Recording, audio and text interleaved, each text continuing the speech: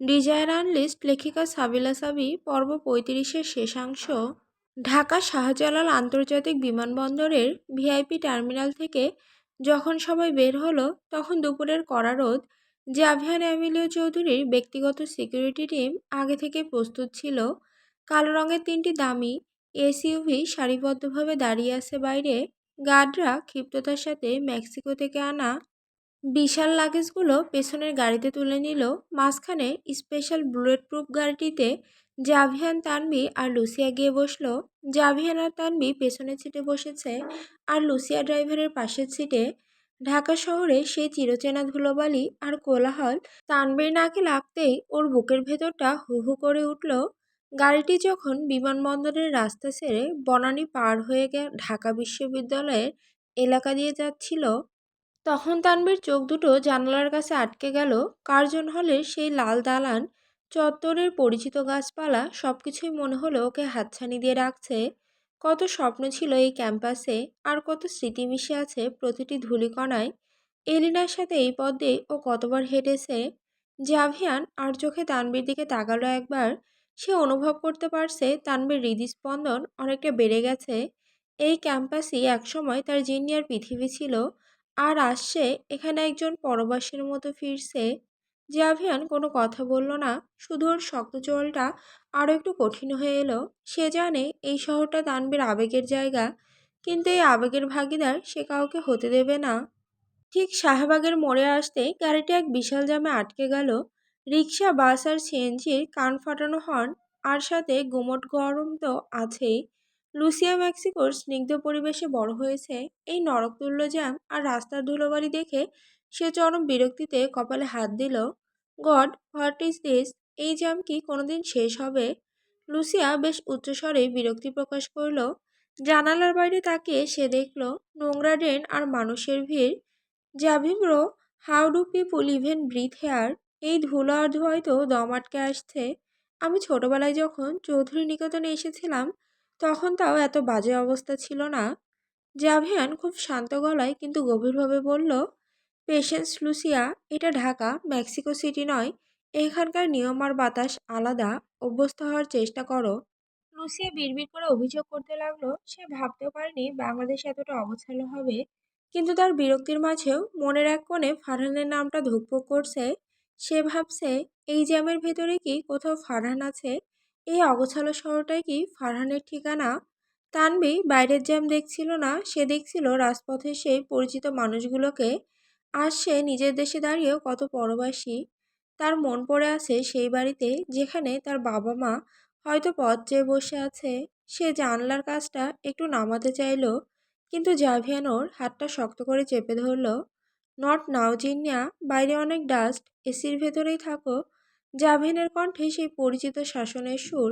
গাড়িটি ধীরে ধীরে জ্যাম ঠেলে এগিয়ে চলল রেহমান প্রিয়ঙ্গনের দিকে। তানভি বুঝতে পারল এই শহরটা তার নিজের হলেও তার চারপাশের দেওয়ালগুলো এখন অনেক বেশি আলাদা।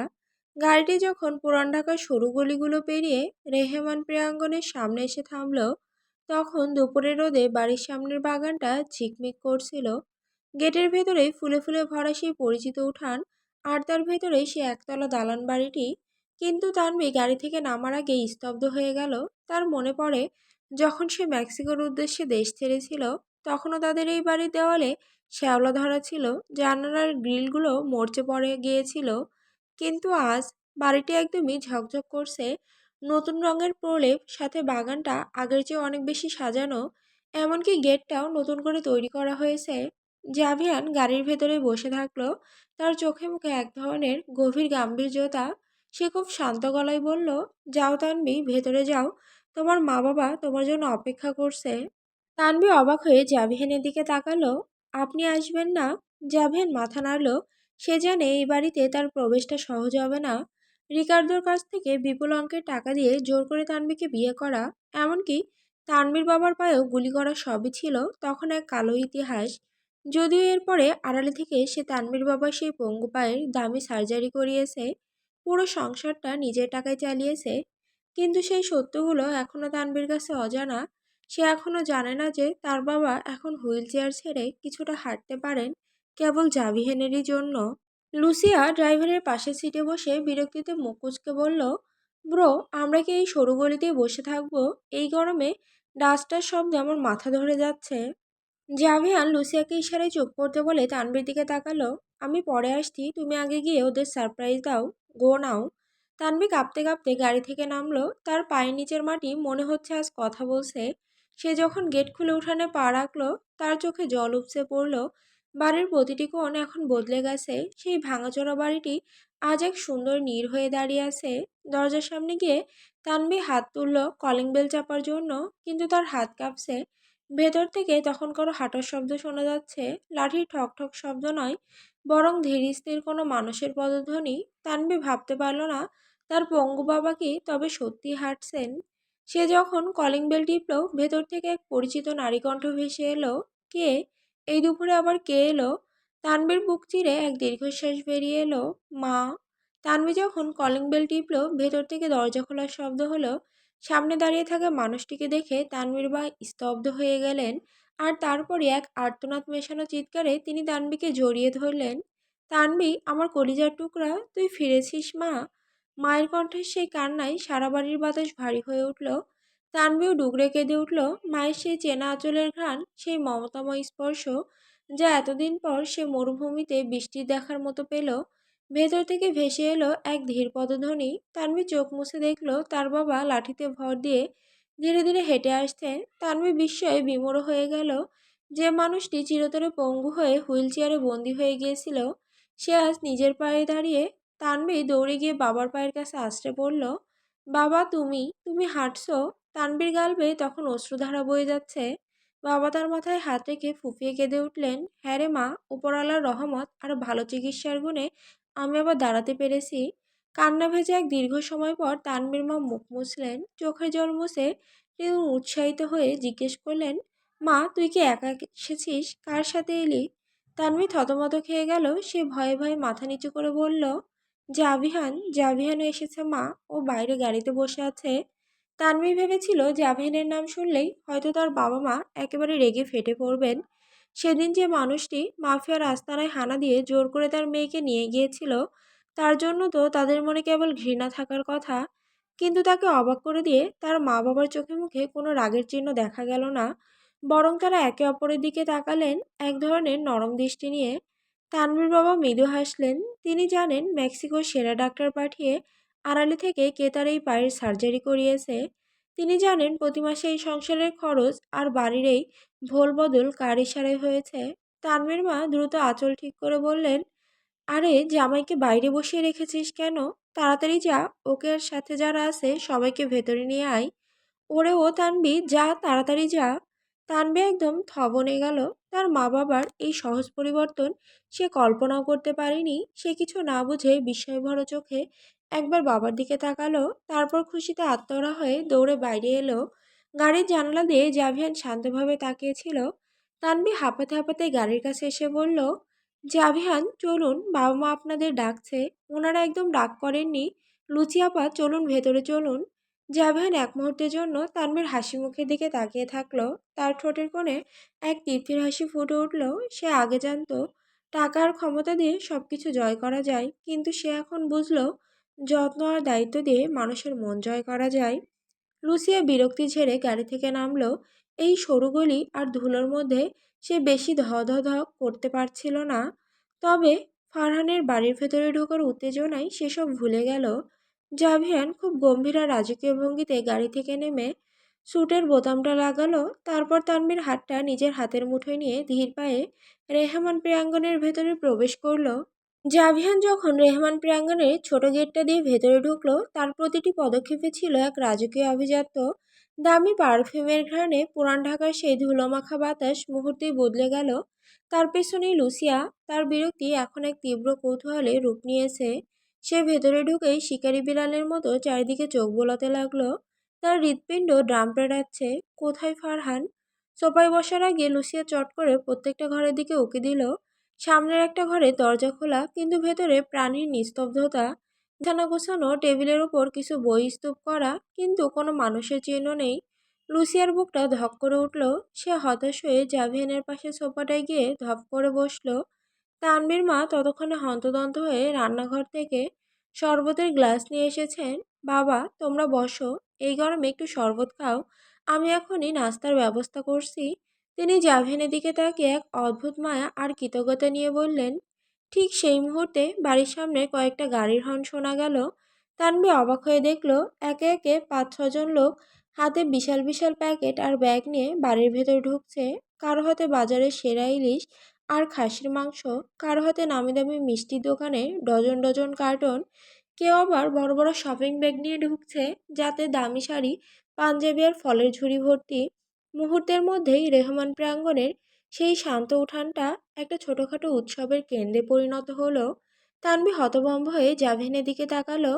জাভেন খুব স্বাভাবিক ভঙ্গিতে সোফায় হেলান দিয়ে বসলো, যেন কিছুই হয়নি। সে কেবল পকেট থেকে ফোনটা বের করে একবার দেখলো সবকিছু ঠিক সময়ে পৌঁছেছে। জাভিয়ান হালকা গলায় বলল, মা, আপনি ব্যস্ত হবেন না, আমি আসার আগে কিছু খাবারের অর্ডার দিয়ে রেখেছিলাম আর বাবা মায়ের জন্য কিছু ছোটোখাটো উপহার আছে। তানভি, ওনাদেরকে প্যাকেটগুলো গুছিয়ে রাখতে সাহায্য করো। রান্নাঘর থেকে তানভীর মা দ্রুত পায়ে বেরিয়ে এলেন। উঠান ভর্তি এত সব দামি উপহার, মাছ মাংস আর মিষ্টির পাহাড় দেখে তিনি যেন নিজের চোখে বিশ্বাস করতে পারছেন না। তিনি কিছুটা অপ্রস্তুত হয়ে জাভেনের সামনে এসে দাঁড়ালেন। তানভীর মা কাঁচুমাচু হয়ে বললেন, বাবা, এসব তুমি কি করলে? এত কিছু আনার তো দরকার ছিল না, আমরা সামান্য ডাল ভাত খেলেও খুশি হতাম। এই ইলিশ, খাসির মাংস আর এত এত শাড়ি কাপড়, এগুলো তো অনেক দামি। তানভীর বাবাও লাঠিতে ভর দিয়ে দাঁড়িয়ে একটু চিন্তিত মুখে সায় দিলেন।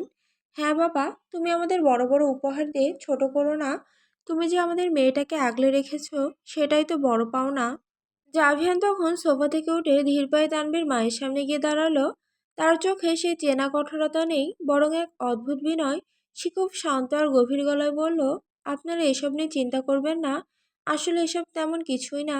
আর একজন ছেলে যদি তার বাবার বাড়িতে ফেরার সময় কিছু না আনে, তবে সেটা তো ভালো দেখায় না মা। মা, এই একটা শব্দ জাভেনের মুখে শুনে পুরো ঘরটা এক মুহূর্তের জন্য স্তব্ধ হয়ে গেল। তানভীর মা থমকে গেলেন। তিনি ভাবতেও পারেননি মেক্সিকোর সেই প্রতাপশালী ছেলেটা তাকে এত আপন করে মা বলে ডাকবে। তার চোখের কোণে অজান্তেই জলের আভা দেখা দিল। তিনি আবেগে আপ্লুত হয়ে জাভেনের মাথায় হাত রেখে বিড়বিড় করে বললেন, বেঁচে থাকো বাবা, অনেক সুখে থাকো। তানভী একপাশে দাঁড়িয়ে এই দৃশ্য দেখছিল। তার ভেতরটা এক গভীর শান্তিতে ভরে উঠল। জাভিয়ান যে শুধু তার প্রেমিক বা স্বামী নয়, সে যে তার পরিবারকেও নিজের করে নিতে জানে, এটা ভেবে তার গর্ব হচ্ছিল। লুসিয়া এসবের কোনো কিছুতেই মনোযোগ দিতে পারছিল না। সে অস্থির হয়ে উঠল। তানভীর মার হাতটা ধরে সে ব্যাকুল হয়ে জিজ্ঞেস করল, আন্টি, আর কেউ এই বাড়িতে নেই? লুসিয়ার এই সরাসরি প্রশ্নে পুরো ঘরে এক নিস্তব্ধতা নেমে এলো। তানভী আর তার মা একে অপরের দিকে তাকালেন। জাভেনের চোখের কোণে এক তীক্ষ্ণ দৃষ্টি ফুটে উঠল। সে শান্তভাবে লুসিয়ার প্রতিক্রিয়ার দিকে তাকিয়ে রইল। দুপুরের খাবারের টেবিলে তখন রাজকীয় আয়োজন। জাভেনের আনিসাই টাটকা ইলিশের ঝোল, খাসির রেজালা আর সুগন্ধি পোলাওয়ের ঘ্রাণে পুরো ঘর মোমো করছে। কিন্তু সেই সুস্বাদু খাবারের মাঝেও এক ভারী বিষাদ জেঁকে বসল যখন তানভীর মা প্রথম লোকমাটা মুখে তুলেই ডুকরে কেঁদে উঠলেন। এই ইলিশ মাছটা এলিনা কত পছন্দ করত, আজ আমার মেয়েটা থাকলে কত খুশি হতো রে তানভী। মায়ের এই বুক ফাটা আর্তনাদে তানভীর হাতের লোকমা হাতেই রয়ে গেল। তার চোখ ফেটে জল বেরিয়ে এলো। জাভিয়ান খুব শান্তভাবে খাচ্ছিল, কিন্তু এলিনার নাম শুনতেই তার হাতটা এক মুহূর্তের জন্য থেমে গেল। সে আর চোখে তানভীর দিকে তাকালো, যার চোখের জল তখন ভাতের থালায় মিশছে। পুরো ডাইনিং টেবিলে এক নিস্তব্ধতা নেমে এলো।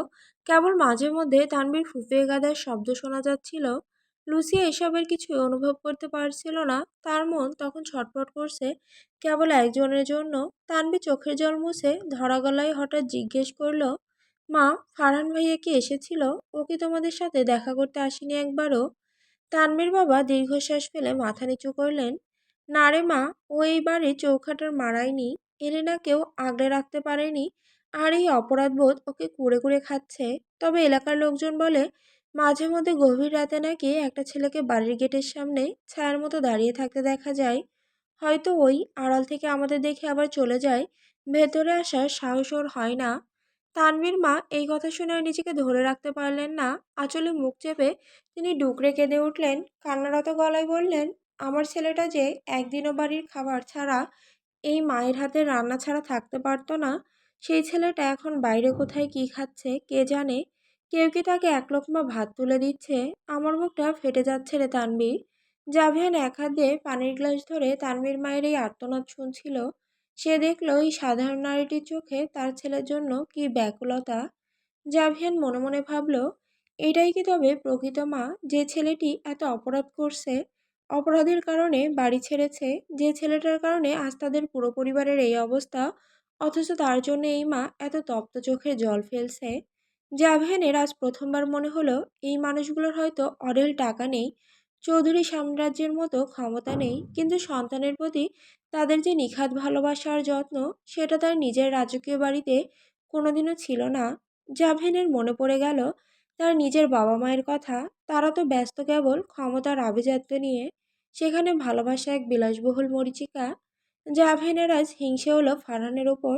সে ভাবল, যদি ফারহানের মতো ভাগ্যটা আমার আর আমার মৃত ভাই রাইহানের হতো, যদি আমাদের মা বাবাও আমাদের এভাবে আগলে রাখতো, আমাদের জন্য এমন ডুকরে কাঁদতো। ক্ষমতার শিখরে বসে থাকা মেক্সিকান পাওয়ারফুল ম্যাচটাও আজ এক মুহূর্তের জন্য নিজেকে খুব রিক্ত অনুভব করলো। লুসিয়া ব্যাকুল হয়ে তানভীর মার দিকে তাকে জিজ্ঞেস করলো, আন্টি তাহলে উনি কোথায় থাকেন? উনি কি তবে কোনো ম্যাচে বা অন্য কোথাও চলে গেছে? লুসিয়ার এই উন্মাদনা দেখে জাভিয়া তার গ্লাস থেকে এক ঢোক জল খেয়ে খুব শীতল গলায় বলল, চুপ করো লুসিয়া। লুসিয়ার খেতে পারল না, তার বুকটা হাহাকারে ভরে উঠল। সে ভাবল, ফারহান তুমি কি এতটাই দূরে চলে গেছো যে নিজের মা বাবার সামনে আসার সাহসও পাচ্ছ না? আমি তোমাকে খুঁজে বের করবই। এই শহর যদি নরকও হয়, আমি সেই নরক করে তোমাকে বের করে আনবো। রাতের আধার নামতেই রেহমান প্রাঙ্গণের ছোট বাড়িটি এক নিঝুম স্তব্ধতায় ডুবে গেল। তানভীর মা অনেক আবেগ আর মমতা নিয়ে এলেনার ঘরটি গুছিয়ে দিয়েছেন জাভিয়ান আর তানভীর জন্য। আর ফারহানের সেই ছোট সাদামাটা ঘরটি দেওয়া হয়েছে লুসিয়াকে। লুসিয়া যখন ফারহানের ঘরে পা রাখলো, এক মুহূর্তের জন্য সে থমকে দাঁড়ালো। মেক্সিকোর সেই রাজকীয় আলিশান বেডরুমের তুলনায় এটি একেবারেই নগণ্য। ঘরের এক কোণে একটি সিঙ্গেল বিছানা, তার পাশে পুরনো কাঠের পড়া টেবিল আর ছোট একটি বুকশেলফ, এক পাশে একটা আধুনিক কম্পিউটার আর তার সামনে রাখা একটি সাধারণ চেয়ার। ঘরে কোনো এসি নেই, সিলিং ফ্যানটা ক্যাসক্যাস শব্দে ঘুরছে, আর জানালা দিয়ে আসা রাতের গুমোট হাওয়ায় মশার গুনগুনানি লুসিয়ার কানে বাজছে। লুসিয়া ঘামছিল, কিন্তু এই মুহূর্তে তার শারীরিক অস্বস্তির চেয়েও ফারহানের অস্তিত্ব অনুভব করার তৃষ্ণা ছিল অনেক বেশি। সে ধীরে ধীরে পড়া টেবিলের সামনে গিয়ে দাঁড়ালো। টেবিলের ওপর রাখা ফারহানের একটি পুরনো ফ্রেম করা ছবি তার চোখে পড়ল। সে কম্পিত হাতে ছবিটা তুলে নিল। এটি ফারহানের কলেজ জীবনের ছবি, গায়ে সাদা শার্ট আর গলায় আইডি কার্ড ঝোলানো। ছবিতে একদম শান্ত আর মার্জিত চেহারার এক কিশোর ফারহান। লুসিয়ার ঠোঁটের কোণে এক চিলতে ম্লান হাসি ফুটে উঠল। সে বিড়বিড় করে বলল, ফারহান তুমি তখন থেকে এতটা কিউট ছিলে, তোমার এই শান্ত চোখ দুটোই তো আমাকে পাগল করে দিয়েছিল। লুসিয়া ছবিটা বুকে চেপে ধরে সেই ছোট সিঙ্গেল বিছানাটিতে বসে পড়ল। বিছানার চাদরে এখনো মনে হয় ফারহানের গায়ের হালকা সুবাস লেগে আছে। বাইরের ঘুটঘুটে অন্ধকার আর মশার কামড়কেও তার এখন আর অসহ্য মনে হচ্ছে না। সে ছবির দিকে তাকিয়ে মনে মনে বলল, তুমি এই ছোট ঘরটায় বসে কত স্বপ্ন দেখতে ফারহান, অথচ আজ তুমি নিজের এই ঘর ছেড়ে পথে পথে ঘুরছো। কেন আমাকে একলা ভেবে ফেলে এভাবে পালিয়ে এলে? আমি ঠিকই জানি তুমি এই শহরে কোথাও আছো, আমি তোমাকে খুঁজে বের করবই। সে বিছানায় শুয়ে ছবিটা চোখের সামনে ধরল। জানালা দিয়ে আসা চাঁদের হালকা আলো ফারহানের ছবির উপর পড়েছে। লুসিয়া ভাবল, আজ রাতটা সে ফারহানের বালিশে মাথা রেখেই কাটাবে। ফারহান পাশে নেই ঠিকই, কিন্তু তার এই ছোট ঘরটা যেন লুসিয়াকে বলছে, ফারহান ফিরবে, সে ফিরতেই হবে। অন্যদিকে পাশের ঘরে জাভিয়ান আর তানভীর মাঝে এক অস্থির নীরবতা। এলিনার শূন্য ঘরে জাভিয়ানের উপস্থিতি তানভীর মনে এক অদ্ভুত যন্ত্রণার সৃষ্টি করছে। তানভীর বিছানায় বসে এলিনার একটা ছোট ড্রেস আঁকড়ে ধরে নিঃশব্দে কাঁদছিল।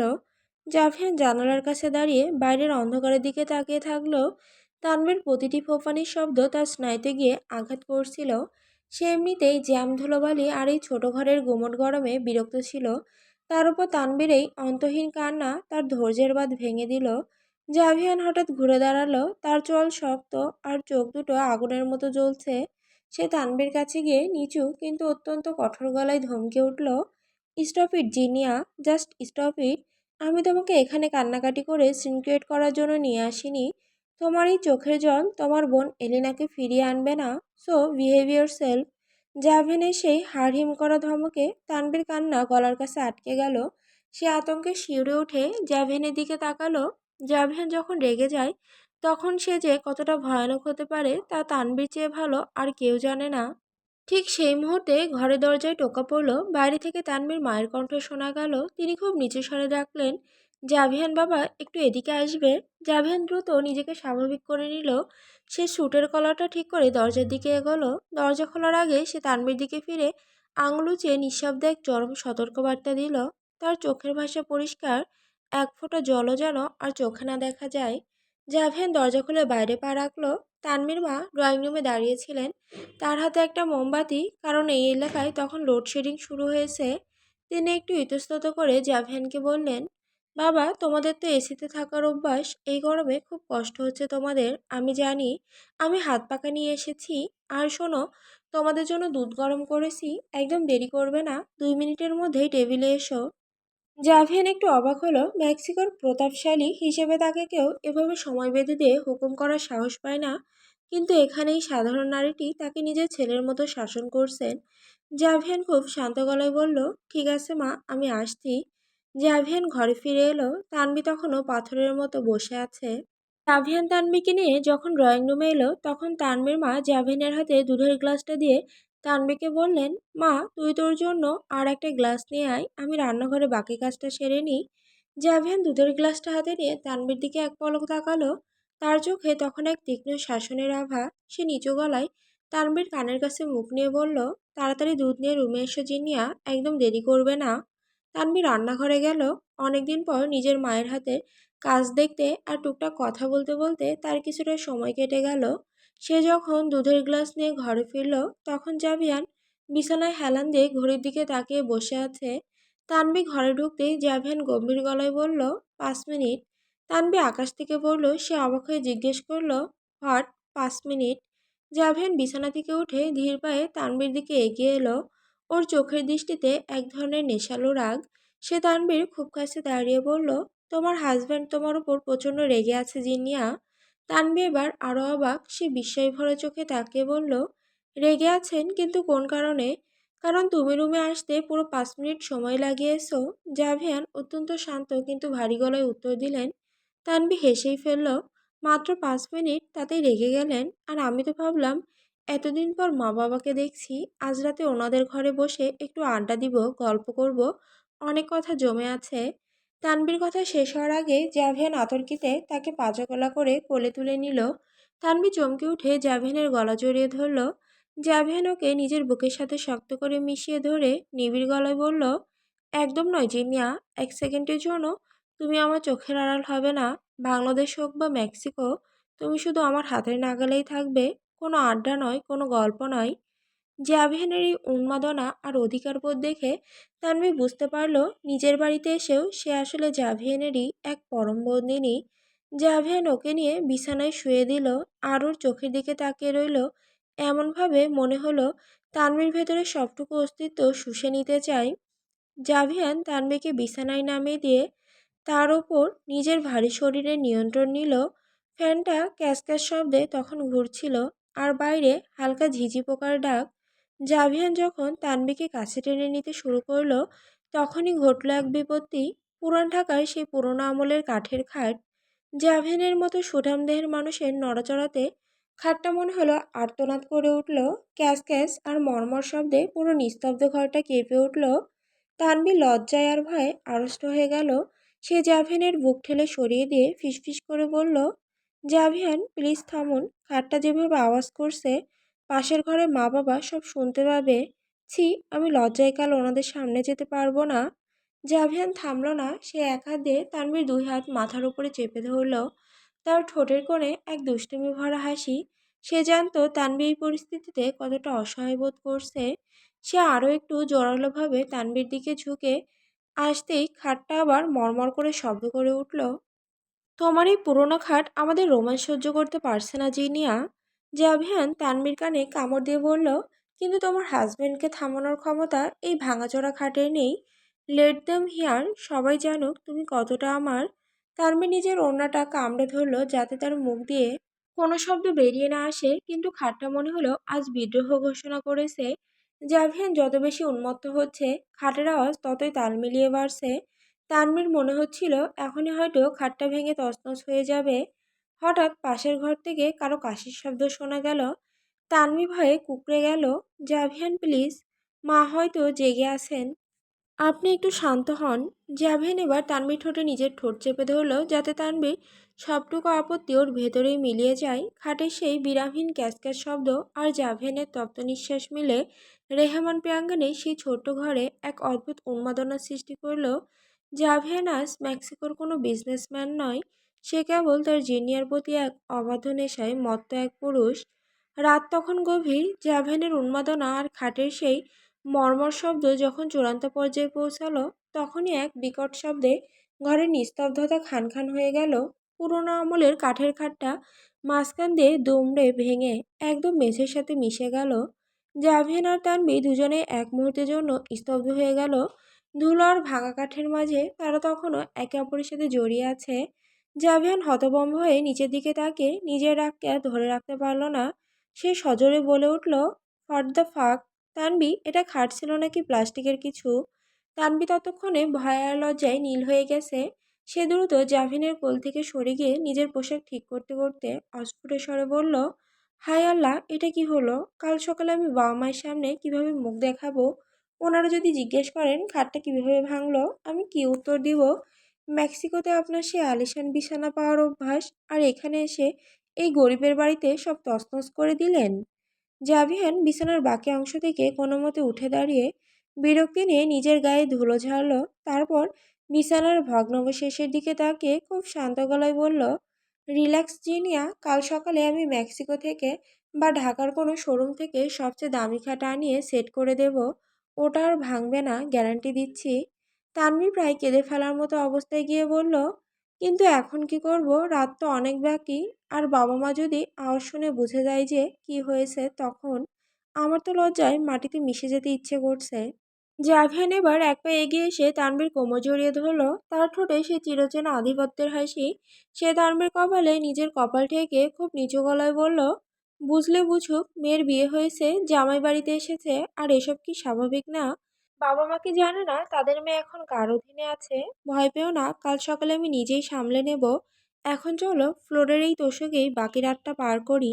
তানভি আর কিছু বলতে পারল না। জাভিনের এই বেপরোয়া মনোভাব তাকে একদিকে যেমন বিব্রত করছিল, অন্যদিকে তাকে এক অদ্ভুত স্বস্তিও দিচ্ছিল।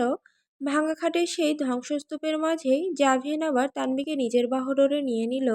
ভোর হতেই রেহমান প্রাঙ্গণে রান্নাঘর থেকে মশলা আর চায়ের সুঘ্রাণ ভেসে আসতে শুরু করলো। তানভি সারা রাত প্রায় চোখ বন্ধ করতে পারেনি। একে তো লজ্জায় তার মাথা কাটা যাচ্ছে, তার উপর ভাঙা খাটের ওপর তোষক পেতে জাভিয়ানের বাহুবন্দী হয়ে থাকা, সব মিলিয়ে এক চরম অস্বস্তিতে রাত কেটেছে। জাভিয়ান অবশ্য একদম নির্বিকার। সে তখনও তানভিকে শক্ত করে জড়িয়ে ধরে গভীর ঘুমে আচ্ছন্ন। ঠিক তখনই দরজায় টোকা পড়ল। তানভি, ও তানভি, মা ওঠ, বেলা তো অনেক হলো, জামাইকে নিয়ে নাস্তা করতে আয়।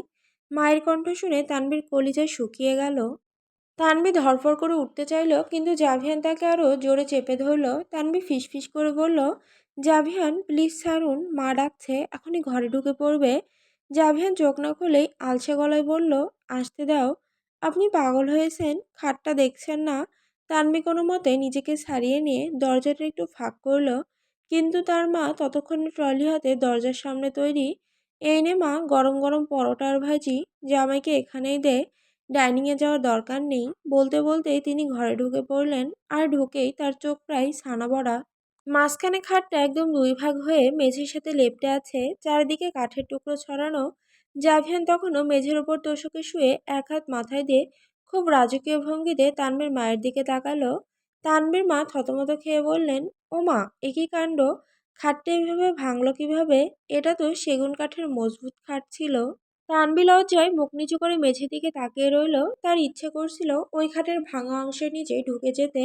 সে আমতা আমতা করে বলল, মা, আসলে কালকে রাতে মানে। জাভিয়ান খুব শান্তভাবে উঠে বসলো। তার মুখে কোনো লজ্জার বালাই নেই, বরং এক ধরনের বিজয়ী হাসি। সে খুব স্বাভাবিক গলায় বলল, মা, আসলে দোষটা খাটের নয়, মেক্সিকোর ডায়েটের। আমি একটু ভারী মানুষ তো, তাই হয়তো আপনার এই পুরনো খাট আমার ভার সহ্য করতে পারেনি। ডোন্ট ওয়ারি, দুপুরের মধ্যে নতুন খাট চলে আসবে। আমির মা একটু অপ্রস্তুত হয়ে আসলেন। তিনি বুঝতে পারলেন আসল ঘটনা কি, তবে সেটা চেপে গিয়ে বললেন, আরে না না বাবা, ওসব লাগবে না। এটা পুরনো হয়েছিল তো, তাই হয়তো। যাই হোক, তোমরা আগে নাস্তাটা করে নাও, মেঝের ওপর বসে কষ্ট করো না। মা ঘর থেকে বেরিয়ে যেতেই তানভি সজোরে জাভিয়ানের বুকে একটা কিল মারল। খুশি তো এখন সারা জীবন আমার এই লজ্জা মনে থাকবে। জাভিয়ান তানভীর হাতটা ধরে টেনে নিজের কাছে নিয়ে এলো। লজ্জা কিসের জিনিয়া, তোমার মার তো খুশি হওয়া উচিত যে তার জামাই কতটা ইয়াং আর এনার্জেটিক। লুসিয়ার ঘুম ভাঙল, কানে তালা লাগানো এক চিৎকার আর হই হুল্লোড়ে। সে জানালা দিয়ে উঁকি দিয়ে দেখলো পাশের ছোট মাঠটায় একদল ছেলে ধুলো উড়িয়ে ফুটবল খেলছে। মেক্সিকোর নিস্তব্ধ ভোরের বদলে ঢাকার এই শোরগোল আর তপ্ত রোদ তার কাছে অসহ্য মনে হলেও কেমন এক অদ্ভুত প্রাণচাঞ্চল্য আছে এতে। সে ফ্রেশ হয়ে ড্রয়িং রুমে আসতে দেখলো জাভিয়ান, তানভি আর তার বাবা মা আয়েশ করে নাস্তা করছেন। জাভিয়ানকে দেখে মনে হচ্ছে না সে কাল রাতে মেঝের ওপর তোষকে শুয়েছিল। সে একদম ফিটফাট হয়ে বসে পরোটা ছিঁড়ছে। লুসিয়াকে দেখে তানভীর মা একগাল হেসে বললেন, এসো মা, বসো। তোমাকে ডাকতে গিয়েছিলাম, কিন্তু তোমার ভাই বলল তুমি নাকি অনেক দেরিতে ঘুম থেকে ওঠো, তাই আর বিরক্ত করিনি। এই নাও গরম গরম পরোটা আর সবজি। লুসিয়া একটু ইতস্তত করে বসলো। মেক্সিকোতে সে অভ্যস্ত প্যানকেক, সিরিয়াল বা ফ্রুট সালাতে, কিন্তু এখানে সামনে ধোয়া ওঠা পরোটা, ভাজি আর ডিম মামলেট। সে যখন প্রথম খাবারটা মুখে দিল তার চোখ কপালে উঠল। ওয়াও, এটা তো বেশ স্পাইসি আর টেস্টি। জাভিয়ান আর চোখে বোনকে দেখে একটু হাসলো। খাওয়া শেষ হতেই তানভীর মা একটা মাটির কাপে করে গরম দুধ চা নিয়ে এলেন। চায়ের সুঘ্রাণ নাকে আসতেই লুসিয়া থমকে গেল। তার হঠাৎ মনে পড়ে গেল মেক্সিকোর সেই এটা দিনের কথা, যখন ফারহান নিজের হাতে তাকে চা বানিয়ে দিয়েছিল। ফারহানের বানানো চা ছিল লিকার চা, যা ছিল এরকম তেতো। কিন্তু এই দুধ চায়ে চুমুক দিয়ে লুসিয়া অবাক হলো, ঘন দুধ আর কড়া লিকারের এই মিশ্রণটা তার জিভে এক অন্যরকম আবেশ তৈরি করলো। সে মনে মনে ভাবলো, ফারহান এই চাই কি পছন্দ করে? মেক্সিকোতেও কি ও এই স্বাদটাই খুঁজতো? লুসিয়া রুদ্ধশ্বাসে উত্তরের অপেক্ষায় রইল। তার মনে হচ্ছে ফারহান খুব কাছে আছে, এই ঘিঞ্জি গলিগুলোর কোনো একটাতেই সে হয়তো লুকিয়ে আছে। চায়ের কাপে শেষ চুমুক দিয়ে তানভি হঠাৎই জাভিনের দিকে তাকিয়ে খুব নরম গলায় বলল, জাভিয়ান, আমি একবার ভার্সিটিতে যেতে চাই।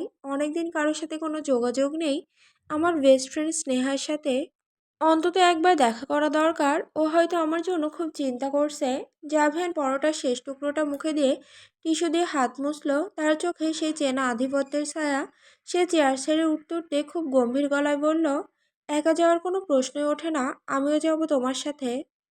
তানভি একটু দমে গেল। সে ভেবেছিল বন্ধুদের সাথে হয়তো একটু প্রাণ খুলে কথা বলবে, কিন্তু জাভিয়ান সাথে থাকা মানেই এক অদৃশ্য দেয়াল। লুসি এতক্ষণ চুপচাপ সব শুনছিল। ভার্সিটি শব্দটা শুনতেই তার কান খাড়া হয়ে গেল। সে জানে ফারহানও তো এই বিশ্ববিদ্যালয়েই ছিল, হয়তো সেখানে ওর কোনো হদিস পাওয়া যেতে পারে। লুসিয়া চট করে দাঁড়িয়ে পড়ে বলল, যাবি ব্রো? আমিও যাব। এই বাড়িতে বসে বোর হয়ে যাচ্ছি, একটু বাইরের পরিবেশটা দেখা দরকার। লুসিয়া মুখে আড্ডার কথা বললেও তার মনের ভেতরে তখন অন্য পরিকল্পনা। সে ভাবছে ভার্সিটির ক্যাম্পাসেই তো ফারহানের বন্ধুদের পাওয়া যাবে। ওদের জিজ্ঞেস করলে নিশ্চয়ই জানা যাবে ফারহান কোথায় লুকিয়ে আছে। হয়তো আজই ফারহানের সাথে আমার দেখা হয়ে যাবে। জাভিয়ান লুসিয়ার দিকে একবার তীক্ষ্ণ দৃষ্টিতে তাকালো। সে তার বোনের মনের অস্থিরতা ঠিকই টের পাচ্ছে, কিন্তু মুখে কিছু বলল না। গাড়ি যখন ঢাকা বিশ্ববিদ্যালয় ক্যাম্পাসে চেনা চত্বরে এসে থামলো, জাভিয়ান তার হাতঘড়ির দিকে তাকিয়ে অত্যন্ত শীতল গলায় তানভীকে বলল, তোমার কাছে ঠিক আধা ঘন্টা সময় আছে জিনিয়া। আধা ঘন্টা মানে ঠিক 30 মিনিট। স্নেহার সাথে কথা শেষ করে তুমি ঠিক এই জায়গায় ফিরে আসবে। 1 সেকেন্ড দেরি হলে আমি নিজেই ভেতরে গিয়ে তোমাকে টেনে নিয়ে আসবো, মনে থাকে যেন। তানভীর মাথা নিচু করে গাড়ি থেকে নামলো। তার বুক কাঁপছে। অনেকদিন পর নিজের ক্যাম্পাসে পা রাখলেও জাভেনে দেওয়া এই টাইম লিমিট তাকে কুকুরে দিচ্ছে। গাড়ি থেকে তানভীর সাথে লুসিয়াও নেমে পড়লো। জাভিয়ান কাছ নামে লুসিয়াকে সতর্ক করলো, লুসিয়া, বেশি দূরে যাবি না, এই শহর তোর অচেনা। লুসিয়া মাথা নেড়ে সায় দিলেও তার মনে তখন অন্য নেশা। তানভী যখন দ্রুত পায়ে স্নেহার খোঁজে ডিপার্টমেন্টের দিকে এগিয়ে গেল, লুসিয়া তখন উল্টো দিকে হাঁটতে শুরু করলো। তার চোখজোড়া ক্ষুধার্ত নেকড়ের মতো ভিড়ের মধ্যে শুধু একটা পরিচিত অবয়ব খুঁজছে। সে কার্জন হলে লাল ইটের দেওয়ালের পাশ দিয়ে হাঁটতে হাঁটতে দেখলো একদল ছাত্র আড্ডা দিচ্ছে। লুসিয়া মনে মনে ভাবলো, ফারহান তো এখানেই পড়াশোনা করতো, ওর কোনো বন্ধু কি এখানে নেই? সে একটু ইতস্তত করে এক জায়গায় গিয়ে দাঁড়ালো। মেক্সিকান সুন্দরী লুসিয়াকে এভাবে ক্যাম্পাসে ঘুরতে দেখে অনেকেই অবাক হয়ে তাকাচ্ছে।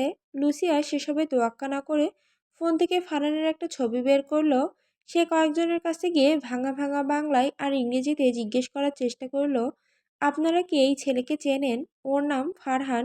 ছাত্ররা ছবিটি দেখে একে অপরের দিকে তাকাতে লাগলো। কেউ মাথা নাড়লো, কেউ চিনতে পারলো না। কিন্তু লুসিয়া দম্বার পাত্রী নয়। সে ক্যাম্পাসের প্রতিটি গাছের ছায়ায়, প্রতিটি বেঞ্চে ফারহানকে কল্পনা করতে লাগলো। হঠাৎ লাইব্রেরির সামনে এক লম্বা চুলওয়ালা ছেলেকে সাইকেল নিয়ে দাঁড়িয়ে থাকতে দেখে লুসিয়া প্রায় দৌড়ে সেই ছেলেটার সামনে গিয়ে দাঁড়ালো। এক্সকিউজ মি, আপনি কি ফারহানকে চেনেন? ফারহান কি এখানে এসেছে? লুসিয়ার গলায় তখন এক তীব্র আকুতি। ছেলেটা অবাক হয়ে লুসিয়ার দিকে তাকিয়ে রইল। লুসিয়ার বুকটা তখন ধকধক করছে। অন্যদিকে ডিপার্টমেন্টের করিডোরে একটি গাছতলায় দাঁড়িয়ে স্নেহার তানভি একে অপরকে জড়িয়ে ধরে কাঁদছিল। চারপাশে চেনা পরিবেশ আর বেস্ট ফ্রেন্ডকে পাশে পেয়ে তানভির ভেতরে জমানো পাথরটা যেন ওগলাতে শুরু করলো। স্নেহা তানভিকে ছাড়িয়ে নিয়ে দুহাতে ওর মুখ ধরে বলল, তুই কোথায় হারিয়ে গিয়েছিলি বলতো? কোনো খোঁজ নেই, ফোন বন্ধ। আমরা তো ভেবেছিলাম তুই বোধহয় আর ফিরবি না। তানভি লম্বা একটা শ্বাস নিয়ে মেক্সিকোর সেই ভয়ঙ্কর দিনগুলোর কথা সংক্ষেপে বলল। কিভাবে রিকার্ডোর হাত থেকে জাভিয়ান তাকে উদ্ধার করলো, কিভাবে জোর করে বিয়ে হলো। সব শুনে স্নেহা তো আকাশ থেকে বলল, বলিস কি, তুই সত্যি এখন মেক্সিকোতে থাকিস? ওই ড্রাগ লর্ড আর মাফিয়াদের দেশে? আর তোর হাজবেন্ড, সে নাকি কাল তোদের বাড়িতে বাজারের বন্যা বইয়ে দিয়েছে। হাজার পদের মিষ্টি, শপিং ব্যাগ, পুরো এলাকা তো তোদের গল্পে মেতে আছে। স্নেহার আরেক ফ্রেন্ড হাসতে হাসতে অবাক হয়ে জিজ্ঞেস করলো। স্নেহার পাশে দাঁড়িয়ে থাকা আরও দু তিনজন বান্ধবী তখন ফিসফিস করছিল। স্নেহা হঠাৎ চোখ টিপে তানভিকে খোঁচা দিয়ে বলল, শোন তানভি, তুই কি কোনো বুড়ো সুগার ড্যাডি টাইপ কাউকে বিয়ে করলি নাকি? মানে অঢেল টাকা যার, কিন্তু বয়স 80। না হলে হুট করে কোনো মেক্সিকান ছেলে তোকে কেন বিয়ে করবে? স্নেহার কথা শুনে বান্ধবীদের মাঝে হাসির রোল পড়ে গেল। তানভি এবার কৃত্রিম রাগ দেখে সবাইকে ঝাড়ি মেরে উঠল। এই একদম চুপ, তোরা আমার হাজব্যান্ডকে দেখিসনি বলে এসব বলছিস? ও যদি একবার তোদের সামনে এসে দাঁড়ায় না, তোদের সবার হার্টবিট বন্ধ হয়ে যাবে। সুগার ড্যাডি তো দূরে থাক, সে মেক্সিকোর সবচেয়ে পাওয়ারফুল ম্যান। জাভিয়ান অ্যামেলিও চৌধুরী, সে একাধারে যেমন হ্যান্ডসাম তেমনি হট আর রিচ। মানে যাকে বলে একের ভিতর সব। He just perfect. তানভি বলতে বলতে নিজের অজান্তেই একটু লজ্জা পেল। সে গলার স্বর কিছুটা নামিয়ে গর্বের সাথে বলল, উফ, তোরা যদি ওকে দেখতি তাহলে তোরা ওর ওপর নজর দিতি। তাই সিদ্ধান্ত নিয়েছি তোদের কাউকে আমার জাভিয়ানকে দেখাবো না, ও শুধু আমার। বান্ধবীরা যখন তানভিকে নিয়ে আরো মজা করছিল, ঠিক তখনই করিডোরের মোড়ে একটি লম্বা ছায়া এসে পড়ল। সবাই হঠাৎ চুপ হয়ে গেল। তারা দেখলো কালো স্যুট পরা, চোখে দামি সানগ্লাস আর হাতে সেই দামি ঘড়ি পরা এক দেবতুল্য যুবক ধীর পায়ে তাদের দিকে এগিয়ে আসছে। তার প্রতিটি পদক্ষেপে রাজকীয় আভিজাত্য চুয়ে পড়ছে। জাভিয়ান তার হাতঘড়ির দিকে তাকিয়ে গম্ভীর গলায় বলল, 31 মিনিট হয়েছে জিনিয়া, 1 মিনিট বেশি হয়ে গেছে। পুরো ফ্রেন্ড সার্কেলটা একদম স্ট্যাচু হয়ে গেল। স্নেহা তো হাঁ করে তাকিয়ে আছে। সে মনে মনে ভাবল, তানভি তো ঠিকই বলেছে, এ তো জ্যান্ত কোনো গ্রিক গড। স্নেহা আর ওর বান্ধবীরা তখন সত্যি পাথরের মূর্তির মতো দাঁড়িয়ে আছে। জাভিয়ান ওই ডার্ক অ্যান্ড হ্যান্ডসাম লুক আর রাজকীয় উপস্থিতি তাদের চোখের পলক ফেলতে দিচ্ছে না। তানভি যখন দেখলো ওর বান্ধবীরা একদম হাঁ করে গিলছে ওর স্বামীকে, তখন ওর বুকের ভেতর এক পৈশাসিক অধিকারবোধ জেগে উঠল। তানভি দাঁতে দাঁত চিপে বন্ধুদের দিকে তাকিয়ে বলল, এই তোরা কি আমার হাজবেন্ডকে কাঁচা গিলে খাবি? একদম ওভাবে তাকাবি না বলে দিচ্ছি। তোদের এই বদনজরে জন্যই আমি দেখাতে চাইনি। যা এখান থেকে। এরপর তানভি জাভিনের দিকে ঘুরে দাঁড়িয়ে রণচণ্ডী মূর্তি ধারণ করলো। কোমরে হাত দিয়ে সে মুখ ঝামটা দিয়ে বলল, আপনাকে কে বলেছিল গাড়ি থেকে নেমে এখানে আসতে? একদম হিরো স্টাইলে হেঁটে এলেন, আর দেখলেন তো সব মেয়েরা কেমন হাঁ করে আপনার দিকে তাকিয়ে আছে। খুব ভালো লাগছে আপনার, তাই না? সব মেয়েরা আপনাকে দেখছে, আপনার উপর নজর দিচ্ছে। এটাই তো ছেলেরা চাই। কি দরকার ছিল এখানে আসার? আমি তো বলেছিলাম আমি আসছি। তানভীর এই ননস্টপ বকবকানি আর হিংসে ভরা ঝাড়ি শুনে জাভেনের ঠোঁটের কোণে এক চিলতে বাঁকা হাসি ফুটে উঠল। সে বুঝলো তার জিনে এখন প্রচণ্ড জেলাস। আশেপাশে কয়েকশো ছাত্রছাত্রী তখন অবাক হয়ে দেখছে এই দৃশ্য। জাভিয়ান কোনো কথা বলল না। সে জানে এই মেয়েকে মুখে বলে থামানো যাবে না। সে হুট করে এক ঝটকায় তানভীরকে পাজাকোলা করে কোলে তুলে নিল। উফ জাভিয়ান, কি করছেন? ছাড়ুন, সবাই দেখছে তো। তানভী হাত পা ছুড়ে প্রতিবাদ করার চেষ্টা করলো, কিন্তু জাভেনের লোহার মতো শক্ত হাতের বাঁধন থেকে নড়ার ক্ষমতা তার নেই। জাভিয়ান গম্ভীর আর ভারী গলায় শুধু বলল, তুমি বেশি কথা বলছো জিনিয়া। আর আমি আগেই বলেছি, 1 সেকেন্ড দেরি হলেও আমি তোমাকে টেনে নিয়ে যাব। এখন চুপ করে থাকো। স্নেহা আর ওর বান্ধবীরা তো দূরে থাক, পুরো ক্যাম্পাসের মানুষ স্থবির হয়ে তাকিয়ে দেখলো এক রাজপুতের মতো দেখতে যুবক আর সুন্দরী স্ত্রীকে কোলে তুলে নিয়ে বীরদর্পে গাড়ির দিকে এগিয়ে যাচ্ছে। কারো দিকে তার কোনো ভ্রুক্ষেপ নেই। পিছনে স্নেহা বিড়বিড় করে বলল, ভাইরে, এটাকে বলে হাজব্যান্ড? তানভি তো দেখি লটারি জিতেছে। জাভিয়ান যখন তানভিকে নিয়ে গাড়ির কাছে পৌঁছালো তখন দেখলো লুসি এখনো ফেরেনি। জাভিয়ান তানভিকে গাড়ির পেছনের সিটে প্রায় ছুঁড়ে ফেলার মতো করে বসিয়ে দিল আর নিজের উপর ঝুঁকে এসে ফিসফিস করে বলল, মেয়েরা আমার দিকে তাকালে তোমার এত জলে কেন? তুমি কি জানো না এই পুরো জাভিয়ানটাই তোমার? জাভিয়ান গাড়িতে বসে ফোনটা কানে নিয়ে লুসিয়াকে যখন জিজ্ঞেস করলো সে কোথায়, লুসিয়ার কণ্ঠস্বর তখন বেশ ধীর শোনালো। ওপাশ থেকে লুসিয়া সরাসরি বলে দিল, জাভি ব্রো, তোমরা চলে যাও। আমি ফারহানের ব্যাপারে একটা জরুরি ক্লু পেয়েছি। ওটা ফলো করে আমি পরে একাই ফিরবো, তোমরা চিন্তা করো না। জাভিয়ান জানে লুসি একবার জেদ ধরলে তাকে ফেরানো দায়, তাই সে আর কথা না বাড়িয়ে ফোনটা রেখে দিল। তার মাথায় তখন অন্য চিন্তা। কাল রাতে সেই লণ্ডভণ্ড কাণ্ড, তানবীর বাবার বাড়িতে যে খাটটা তারা ভেঙেছে সেটার একটা বিহিত করা দরকার। গাড়ি ঘুরিয়ে জাভিয়ান ঢাকার সবচেয়ে দামি এক ফার্নিচার শোরুমের সামনে এসে থামলো। তানবীর অবাক হয়ে দেখছিল শোরুমের বিশাল কাচের দেওয়াল। জাভিয়ান তার হাত ধরে হড়হড় করে ভেতরে ঢুকে পড়ল। শোরুমে ঢোকা মাত্রই সেলস ম্যানেজার দৌড়ে এলো জাভিয়ানকে দেখে। জাভিয়ান কোনো ভূমিকা না করে সোজা বেডরুমের সেকশনে গিয়ে দাঁড়ালো।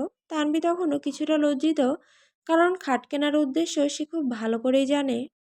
জাভিয়ান একটা রাজকীয় নকশা করা সেগুন কাঠের খাটের উপর হাত রেখে সেলস ম্যানেজারকে জিজ্ঞেস করলো, এটা কি মজবুত? মানে এটা কি সহজে ভাঙবে না? তানভি পাশে দাঁড়িয়ে জাভিয়ানের পায়ে একটা চিমটি কাটলো। সে ফিসফিস করে বলল, জাভিয়ান কি জিজ্ঞেস করছেন এসব? লোকটা কি ভাববে? জাভিয়ান ভ্রুকুচকে তানভির দিকে তাকে ম্যানেজারের দিকে ফিরে বলল, আমি এমন কিছু চাই যেটা হবে অবিনশ্বর। উম, আমাদের মুভমেন্ট সহ্য করতে পারবে তো? ম্যানেজার কাচুমাচু হয়ে আসলো, স্যার, এটা আমাদের সবচেয়ে হেভি ডিউটি খাট, মেক্সিকান ওক আর বার্মি স্টিক দিয়ে বানানো। এটার ওপর হাতে উঠলেও কিছু হবে না। জাভিয়ান পকেট থেকে ব্ল্যাক কার্ড বের করে টেবিলের ওপর রাখলো। ফাইন, এটা এখনই প্যাক করুন। 1 ঘন্টার মধ্যে আমার দেওয়া অ্যাড্রেসে পৌঁছে যেতে হবে। আর শুনুন, সাথে দামি ম্যাট্রেসটাও যেন থাকে। তানভি অবাক হয়ে দেখছিল জাভিয়ানের কেনাকাটার স্টাইল। সে ভাবলো বাবার বাড়ির ওই ছোট ঘরটায় কি এই বিশাল খাট আদৌ আটবে? কিন্তু জাভিয়ান তখন খাটের উপর বসে স্প্রিং চেক করছে। আজ রাতটা সে একদম বিফলে দিতে চায় না। শোরুম থেকে বেরিয়ে গাড়ির দিকে যাওয়ার সময় তানভীর নাকে এলো সেই পরিচিত টকঝাল একটা সুবাস। রাস্তার এক কোণে বসেছে এক ফুচকাওয়ালা, আর তাকে ঘিরে একদল মানুষের ভিড়। ভার্সিটিতে বান্ধবীদের সাথে খাওয়ার ইচ্ছা ছিল, কিন্তু জাভিয়ানের অ্যাকশনের কারণে সেটা অপূর্ণ রয়ে গেছে। তানভি হঠাৎ দাঁড়িয়ে গিয়ে জাভিয়ানের হাত টেনে ধরলো। জাভিয়ান, আমি ফুচকা খাবো। ওই যে দেখুন। জাভিয়ান ফুচকাওয়ালার ভ্যানের দিকে একবার তাকিয়ে নাক কুচকালো। তার চোখে মুখে চরম বিরক্তি। ইম্পসিবল জিনিয়া, এসব রাস্তার খাবার কতটা আনহাইজেনিক তুমি জানো?